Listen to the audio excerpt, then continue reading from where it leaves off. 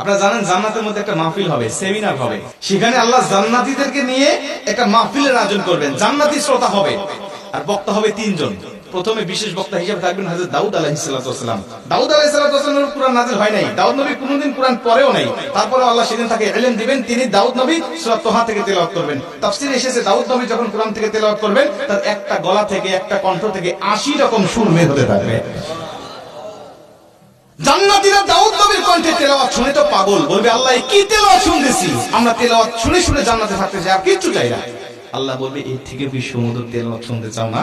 জান্নাতীরা বলবে আল্লাহ এর থেকে সুমধুর তেলাওয়াত হতে পারে, আমাদের আর বিশ্বাস হয় না। আল্লাহ বলবে কেন বিশ্বাস হয় না?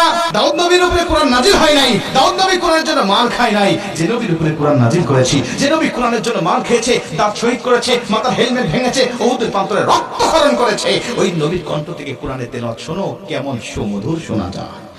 আমার নবী যখন সূরা ইয়াসিন থেকে তেলাওয়াত করবেন, জান্নাতীরা তো পাগল হয়ে যাবে, বলবে আল্লাহ কোনো হুর চাই না, কোনো গিলমান চাই না, কোনো নাজ নিয়ামত, কোনো শরাব, কোনো ঝর্ণা, কোনো কিচ্ছু চাই না। আল্লাহ শুধু নবীর কণ্ঠে তেলাওয়াত শুনে জান্নাতে হাজার হাজার বছর আমরা কাটিয়ে দিতে চাই। আল্লাহ বলবে জান্নাতি এর থেকেও কি সুমধুর তেলাওয়াত তোমরা শুনতে চাও না? জান্নাতীরা বলবে আল্লাহ এর থেকে সুমধুর তেলাওয়াত হতে পারে, এটা আমাদের আর বিশ্বাসই হয় না। জান্নাতীরা কেন বিশ্বাস হবে না বলো?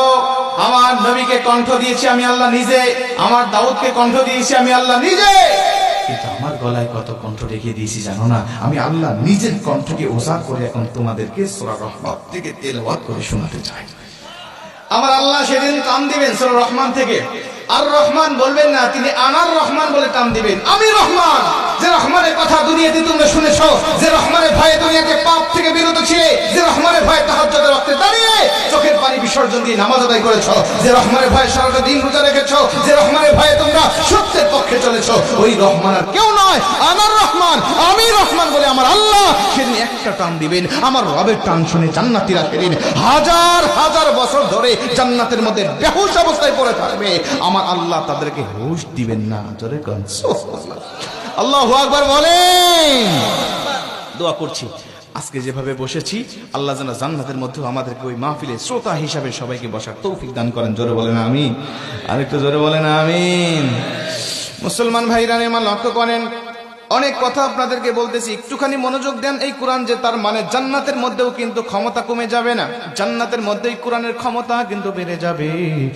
নবীজির জামানায় কোরআনুল কারীমের ক্ষমতা যেমন ছিল, নবীজির হাত থেকে, নবীজির জবান থেকে যখন মানুষেরা কোরআন শুনতো, আমার নবীজির সুমধুর কণ্ঠের কোরআনের তেলাওয়াত শুনে শুনে হাজার হাজার মানুষেরা কালেমা পড়ে মুসলমান হতো।